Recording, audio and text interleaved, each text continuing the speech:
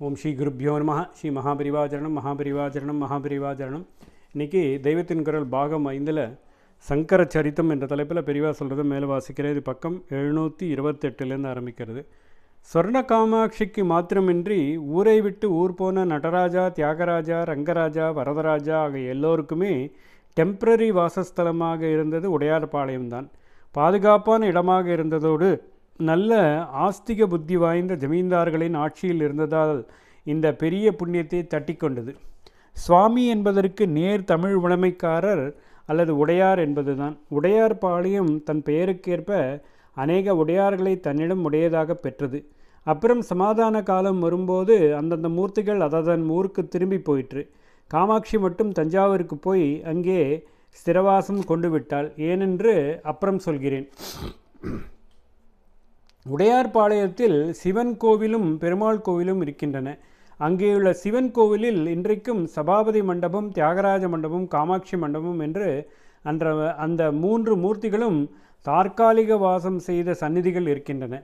அதே போல அங்கேயுள்ள பெருமாள் கோவிலில் ரங்கராஜ, வரதராஜ விக்கிரகங்கள் இருந்ததற்கும் சான்று இருக்கிறது. இந்த விஷயம் இருக்கட்டும். தஞ்சாவூரில் இருந்து கொண்டு அப்பொழுது ஆட்சி செலுத்தி வந்த பிரதாபசிம்ம மகாராஜா தன்னுடைய ராஜ்யத்தில் சேர்ந்ததான உடையார்பாளையத்தில் இருந்து வரும் சுவாமிகளும் மடமும் ராஜதானியான தஞ்சாவூருக்கே வந்துவிட்டால் நன்றாயிருக்குமே என்று நினைத்தார்.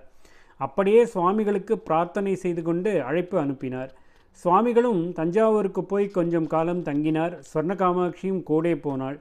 அப்புறம் அவருக்கு சப்த நதிகளில் திராவிட தேசத்தில் இருக்கும் ஒன்றான காவிரி இந்த தஞ்சாவூர் மண்டலத்திலேயே ஓடும்போது நம்முடைய மடத்தை அதன் தீரத்தில் அமைத்து கொள்ளாமல் தஞ்சாவூரில் ஏன் அமைத்து கொள்ளணும் என்று தோன்றிற்று. அதனால் காவேரி கரையில் உள்ள கும்பகோணத்துக்கு வாசத்தை மாற்றிக்கொள்ள நினைத்தார். ராஜாவும் சம்மதித்து மகாராஷ்டிர பிராமணரான மந்திரி டபீர் பந்த் என்பவரிடம் அதற்கான ஏற்பாடுகளை செய்ய சொல்லி உத்தரவிட்டார். அதன்படியே டபீர் பந்த் கும்பகோணத்தில் அமைத்து கொடுத்த மடமே அதற்கப்புறம் காஞ்சி பீடத்தின் ஹெட் ஆஃபீஸ் ஆகிவிட்டது. மடத்தை சுற்றி டபீர்பந்த் தம் பெயரிலே அக்ரஹாரம் ஏற்படுத்தி கொடுத்து வித்வான்களான சத்பிராமணர்கள் சூழ்ந்திருக்கும்படியாக உபகாரம் செய்தார். ஆசையாக கூப்பிட்டு வைத்து உபச்சாரம் பண்ணிய ராஜாவுக்கும் தஞ்சாவூர் ஜனங்களுக்கும் சந்தோஷமாக இருக்கட்டும் என்று சுவாமிகள் ஒன்று பண்ணினார். என்னவென்றால் ஸ்வர்ண காமாட்சி தஞ்சாவூரிலேயே நித்திய பிரதிஷ்டையாக இருக்கட்டும் என்று ராஜாவிடம் சொன்னார். ஸ்ரீமடம் மாத்திரமே கும்பகோணத்திற்கு இடம் மாறிற்று. ராஜா சந்தோஷமாக மேல வீதியில் கோவில் கட்டி அம்பாளுக்கு அதை நித்தியவாசமாக்கினார். பங்காரு காமாட்சி என்று இப்பொழுதும் தஞ்சாவூரில் விளங்கி வருபவள் இப்படியாக காஞ்சிபுரத்திலிருந்து உடையார்பாளையம் வழியாக அங்கே வந்து சேர்ந்த ஸ்வர்ண காமாட்சி தான். பங்காரு என்றால் தெலுங்கிலும் சொர்ணம் என்று அர்த்தம். சியாமா சாஸ்திரிகள் ஒரே தெலுங்கு பாட்டுகளாக பாடியது இவள் மேல்தான். அவள் பேரிலும் பங்காரு என்று தெலுங்கு வார்த்தையே சேர்ந்து விட்டது. அவள் சமாச்சாரம் காஞ்சி மடம் கும்பகோணத்துக்கு வந்து சேர்ந்த சமாச்சாரம் எல்லாம் இருக்கட்டும். திருச்சூரை பற்றி அல்லவா பார்த்து கொண்டிருந்தோம். அதற்கும் இதற்கும் என்ன சம்பந்தம்? காவேரி தீரத்துக்கு மடத்தை மாற்ற வேண்டி வந்தபோது அப்பொழுதிருந்த சுவாமிகள் குறிப்பாக கும்பகோணத்தை ஏன் தேர்ந்தெடுத்தார் என்று நான் யோசித்து பார்த்தேன். தஞ்சாவூருக்கு இன்னும் கொஞ்சம் கிட்டேயே பஞ்சநதம் என்பதாக 4 கிளை நதிகளோடு காவேரி பிரமாதமாக ஓடிக்கொண்டிருக்கிறாள். அதுதான் திருவையாறு.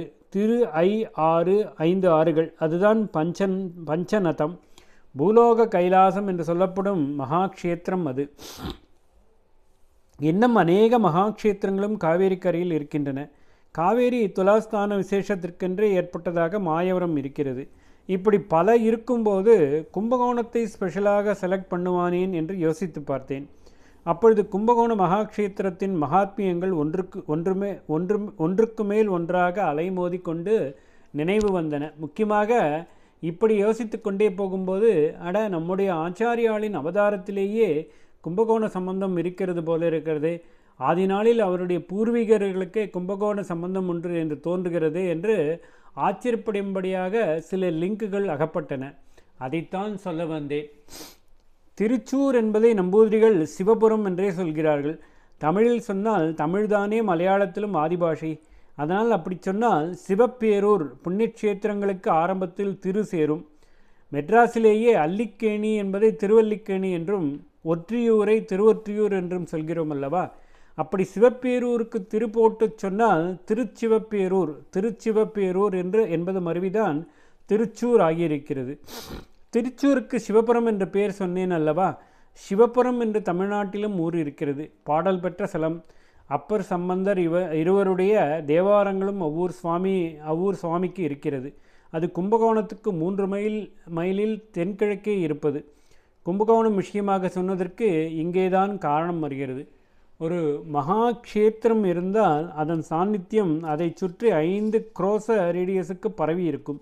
ஒரு குரோசம் என்பது சுமார் 2-2.25 மைல். அதாவது ஒரு மகாக்ஷேத்திரத்தின் தெய்வீக சக்தி அதை சுற்றி 10-12 மைல் தூரத்துக்கு உட்பட்ட வட்டம் முழுவதும் பரவி இருக்கும். பஞ்சக்ரோச எல்லை என்று அதை சொல்வார்கள். சிவபுரம் அப்படி கும்பகோணத்தின் பஞ்சக்ரோச எல்லைக்குள் இருப்பது. ஓம் ஸ்ரீ குருப்யோ நமः. ஸ்ரீ மகாபரிவாஜரணம், மகாபரிவாஜரணம், மகாபரிவாஜரணம்.